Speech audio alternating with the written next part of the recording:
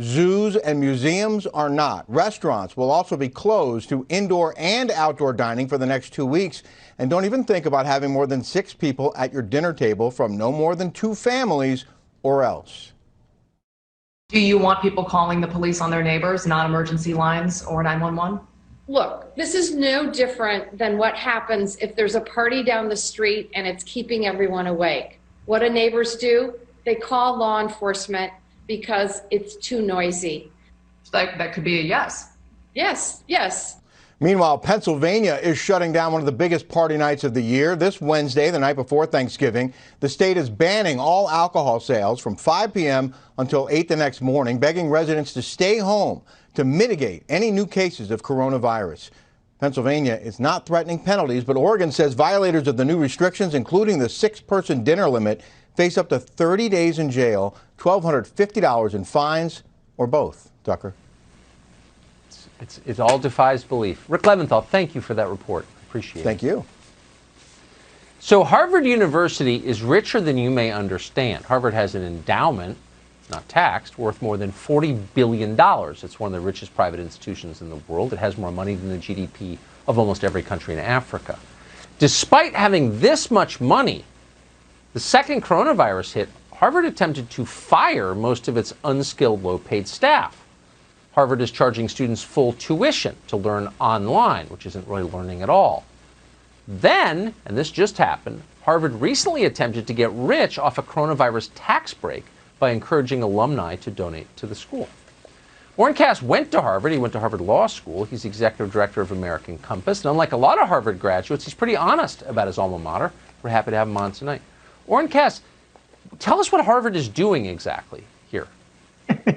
Well, I just received the usual alumni email, and the subject was smart giving thanks to the CARES Act. And I thought it was going to be telling me, you know, be sure to give a little extra to those in need locally this year. But it was actually tax planning advice for how I could take advantage of the CARES Act to make a larger gift than ever to Harvard and pay less taxes in the process. Apparently this is something that they and a lot of other quite wealthy institutions are pushing pretty hard.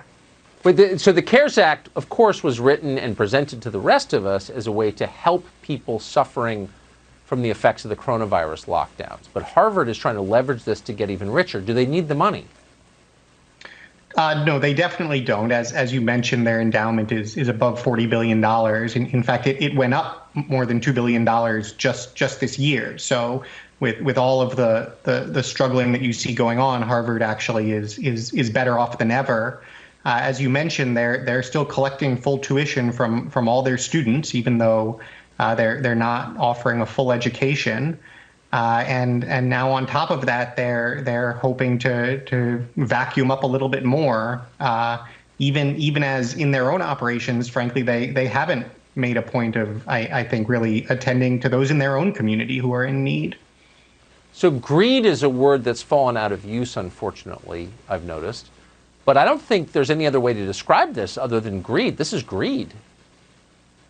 Well, it's always puzzling to see the focus on raising money for these institutions that have more than they know what to do with, frankly. And, you know, I think there's an argument that we want our universities to be teaching and to be investing in research. You know, that's how we get the coronavirus vaccine. The problem, of course, is that that's not where most of the money at these universities are going. I mean, they've become these amusement park entitlements for kids, and a huge share end up with degrees, you know, not at Harvard, but at a lot of places that aren't worth much. And then you look at what they spend their time on. I went to the alumni webpage, and the top stories were all about racial justice and an Ibram Kendi speech. He's the anti-racism guy, a Latinx gathering. And, you know, if you want to do those things with your own money, that's fine. But I'm not sure why we're giving people tax breaks to donate even more for that when they've already got $40 billion to spend on it if they want. To teach some of the smartest kids in the country to hate the nation that made all of this possible. I'm wondering how long this kind of poison machine can continue, do you think? I don't know. It was stunning, frankly, that the first thing you heard everyone talking about when it looked like Joe Biden had won the election was, well, let's hope, how much student loans can he forgive? How quickly can he forgive $50,000 of student loans? And I was sitting here wondering, well, why student loans? Why not auto loans? Why not mortgages if we're just waving people's debt away?